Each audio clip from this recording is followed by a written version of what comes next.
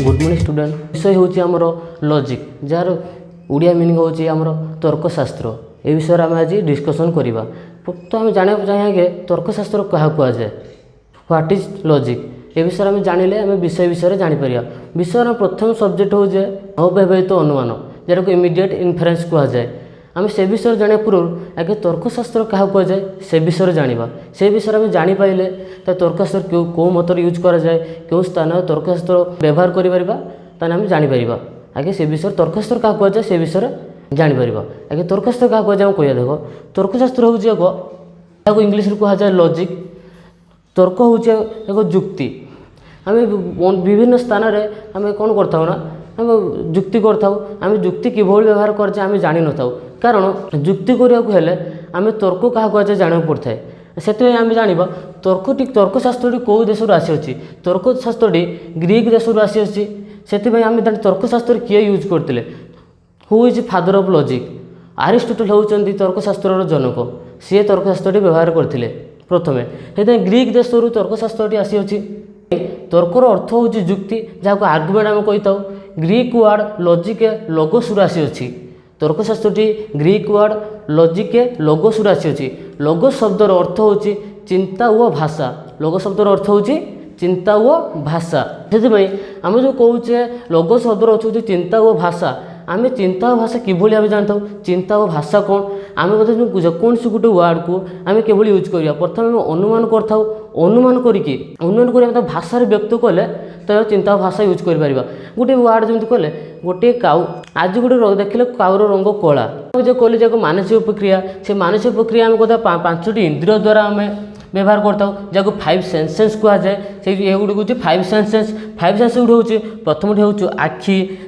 तापर हूँ कान तापर नाक तापर जीभ तापर चर्म ये 5टी इंद्रिय द्वारा आम कौन करता ना अनुमान करता। आखि द्वारा आम कौन करता ना आखि द्वारा आम जेकोसी गोटे जिनस को देखुचे आम अनुमान करता आखि द्वारा। तापर कौन कर कान को आम देखुचे कान द्वारा आम किसी गोटे जिनस शुणिकी आम अनुमान करता कि वो व्यक्ति आम कौन कहूँ। तापर आम आसे नाक नाक द्वारा गोटे जिनस आम शुंघा द्वारा आम जानी अनुमान करें। तापर आसे आम कौन जीभ जीभ द्वारा आम जो गोटे स्वाद जानीपे सेठी आम अनुमान करें। तापर आस चर्म चर्म द्वारा किए कौन किए गोटे माई एनफ्लुएंस मशा आमको कामुड़ा आम जाने केमी आम चर्म को से स्पर्श करते आम अनुमान कर जानीपे। यह द्वारा आम अनुमान एक मानसिक प्रक्रिया कहुए 5टी इंद्रिय द्वारा आम अनुमान करें 5टी आखि कान नाक जीभ द्वारा आम अनुमान करछे से अनुमान को भाषा व्यक्त कले आम जुक्ति कही था। अनुमान को आम भाषा व्यक्त कले कि आम मनर भाव को आम प्रकाश करते जिते अनुमान को भाषा व्यक्त करछे से जुक्ति बोली कहुए। भाषा व्यक्त कले आम जुक्ति कही था। लिखिल अनुमान को भाषा व्यक्त कले आम जुक्ति कही था तो लिखुदेव है। तापर आम जाना अनुमान मुख्य लक्ष्य हूँ सिद्धांत उपनीत होगा। अनुमान रे आम मुख्य लक्ष्य हूँ सिद्धांत उपनीत होगा कहीं आम जो जुक्ति करुचे हेतु आम सिद्धांत उपनीत होगा अनुमान को भाषा व्यक्त कले जुक्ति है कि आम कहले राम मरणशील हरि मरणशील जदू मरणशील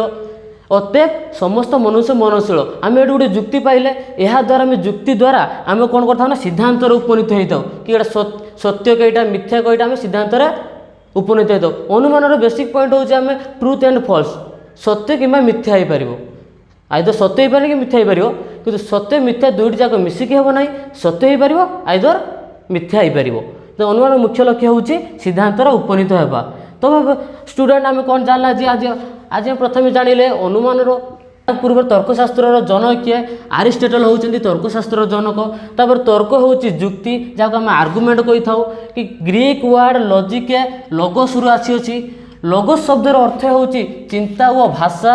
लोगोस शब्दर अर्थ हूँ चिंता व भाषा। तार अनुमान गोटे मानसिक प्रक्रिया it is a mental process. अनुमान 5टी इंद्रिय थाए जहाँ द्वारा आम अनुमान करूँ से 5टी इंद्रिय हूँ 5टी ऑर्गन आखि कान नाक जीभ चर्म ये 5टी इंद्रिय द्वारा आम अनुमान करूँ। अनुमान को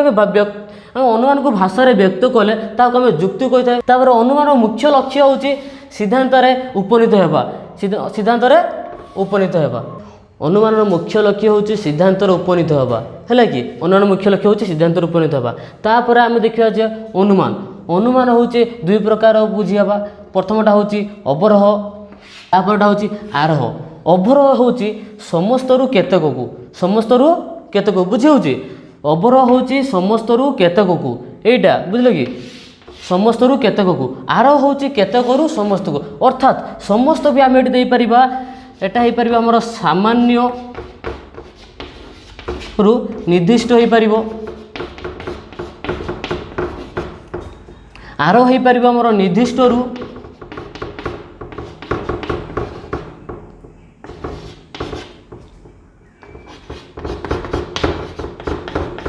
सामान्य आमर अनुमान दुई प्रकार भी होची गोटे हूँ अवरोह अन्यटे हूँ आरोह प्रथमटी हूँ समस्त केतक अर्थात आम सामान्य रु निर्दिष्ट भी हो पार आरोहटा हूँ केतक रु समस्त निर्दिष्ट रु सामान्य हो पार या द्वारा आम कौन करा यार गोटे एग्जांपल नहीं पार कौन ए कहले आम कहले जो अनुमान जो अवरोह आ गोटे आरोह अच्छी अवरोह आम जो आसले जो सामान्य रु निर्दिष्ट बेसी रु कम को आरोह जाने जो निर्दिष्ट रु सामान्य ये केतक रु समस्त को कम रु बेसी को आम जो एग्जांपल ना अवरोह गोटे एग्जांपल ना कि आम सामान्य रु निर्दिष्ट को केवल आम गति करवा लेखुवा है सामान्य रु आम निर्दिष्ट को केवल आम गति करवा एग्जांपल गोटे ना कि समस्त मनुष्य मरणशील जेहेतु आम समस्त मनुष्य मरणशील ना ताने वर्ल्ड रे जेतिकी लोक अच्छा समस्त मनुष्य मरणशील से आम कम को जब ना केतक मनुष्य मरणशील अर्थात आम बेसी रु कम को आसिले आर हूँ निर्दिष्ट रु सामान्य अर्थात कम रु बेसी आम जे केतक मनुष्य मरणशील तापर से समस्त मनुष्य मरणशील अर्थात केतकटा हूँ आम निर्दिष्ट जो कम थी बेले केतक थी बेले आम समस्त को गति कले कि केतक मनुष्य मरणशील तापर आम कौन आस समस्त मनुष्य मरणशील एटा आम आरोह अनुमान में आसूँ तापर आउ गोटे एग्जांपल हो पार और देखिए लिखिपर कि जदु मरणशील हरि मरणशील सीता मरणशील अतएव समस्त मनुष्य मरणशील बुझे हूँ स्टूडेंट लिखि नियो कि आरोह आम जब जदु मरणशील ना हरि मरणशील सीता मरणशील राम मरणशील एव्रीथिंग जो आसूँ से कौन हम ना समस्त मनुष्य मरणशील जाना जे अनुमान चारोटी तर्कवचन अच्छी आम जो कहले अनुमान मुख्य लक्ष्य हूँ कि सिद्धांत उपनीत होगा अनुमान मुख्य लक्ष्य कौन हो कि सिद्धांत उपनीत होगा सिद्धांत उपनीत होगा कौन कौन आम तर्कटा जो जुक्ति आम जुक्ति द्वारा आम सिद्धांत उपनीत होता जुक्ति द्वारा आम सिद्धांत उपनीत होता यापर आम जाना जे आम जो एग्जांपल दवा कि जुक्ति द्वारा सिद्धांत उपनीत हो गोटे एग्जांपल अच्छी से आम अनुमान चारोटी तर्कवचन अच्छी चारोटी तर्कवचन जोटा आम कह आ ए ई ओ आ ए ई ओ आर इंग्लीश वर्ड आम कह गले कौन आर इंग्लीश कौन हो ए हूँ एर इंग्लीश कौन हो ई हूँ ईर इंग्लीश कौन हो आई हूँ ओर इंग्लीश कौन हो ओ हूँ ओर वो हूँ आर जो आम इंग्लीश ए ने आम इंग्लीश द्वारा आम भल भाव में नेक्स्ट जो आम सब्जेक्ट आसो नेक्स्ट चैप्टर आम बुझ भल से बुझी हम से इंग्लीश नहीं कि आम बुझाटा भल से आ कौन आस आर दूसरे आम समस्त प फ अटे है ए पटा को आम समस्त प फ अटे ये पटा को आम कौन था ना उद्देश्य कही था पटा को आम उद्देश्य कही था आ फटा को आम विधेय कही था बुझे कि आम जो प्रथम ने आ समस्त प फ अटे है समस्त प फ अटे आम प्रथमटा को आम उद्देश्य कही था द्वितीयटा को आम विधेय कही था समस्त प फ अटे आम प पदटा को कौन कहते हैं प पदटा कौन फ पदटा कौन प पदटा हूँ उद्देश्य पद फ पदटा हूँ विधेय पद ये समस्त प फ अटे आम समस्तटा को कौन कही था ना आम समस्तटा को परिमाण कही था समस्तटा को परिमाण कही था कि अटेटा को गुण कही था से आगू अन्य पाठ अच्छी तो जस्ट जानी था समस्तटा परिमाण थाए अटेटा गुण थाए से आम पटा हूँ प पदटा हूँ उद्देश्य पद प पदटा हूँ उद्देश्य पद आ फ पदटा हूँ आमर विधेय पद है तापर आमर ए हूँ आमर कौन प फ नुहे ए हूँ कौन कौन प फ नुहे आम जो कौन सी आमर आस परिमाण आस नुहेटा आमर गुण आसला कौन परिमाण नुहेटा आमर गुण उपर आसुच्ची से जो प सी प पदटी आमर हूँ उद्देश्य पद प पदटी उद्देश्य पद लेखिनी फटा हूँ आमर विधेय पद प पदटा उद्देश्य पद फ पदटा हूँ विधेय पद तापर आमर आईटा आमर इंग्लीश वर्ड कौन हूँ आई जे आमर केतेक प फ अटे केतेक प फ अटे केतेक से परिमाण आ अटे से गुण है मैंने प हूँ आमर उद्देश्य पद फटा विधेय पद ओटा हूँ यार इंग्लीश से ओ आसुच्ची केतेक प फ नुहे केतेक प फ नुहे केतेक आमर आसुच्ची कौन परिमाण आसुच्ची नुहे से आमर गुण आसुच्ची प पदटा आमर उद्देश्य पद फ पदटा आमर विधेय पद बुझीगला फ पदटा आमर विधेय पद। यही आम चारोटी तर्कवचन द्वारा आम सिद्धांत उपनीत होता बुझेगा कि ये चारोटी तर्कवचन द्वारा आम सिद्धांत जो उपनीत होता मन कर चारोटी तर्कवचन के भूलवा ना। ये चारोटी तर्कवचन द्वारा आम एग्जाम्पल सठिक भाव में नहीं पारिबा एवं तर्कशास्त्र सठिक सत्य उपर उपनीत हो पार। सत्य और मिथ्या उपर ट्रुथ एंड फॉल्स उपर जेहेतु यहाँ एग्जाम्पल तर्कशास्त्रटा उपनीत होता है ट्रुथ एंड फॉल्स उपर से आम जो सत्य मिथ्या जानक गले आम ये एग्जाम्पल को मन रखते हम आमर परिमाण गुण कि उद्देश्य पद विधेय पद भल भाव में लेखनी। ये फास्ट चैप्टर जे आज बुझाला यदि ये न बुझी पाइल आम यूट्यूब चैनल कमेंट रे जनइब जहाँ मुझे सेकेंड चैप्टर रे सॉल्व करी जनइबी।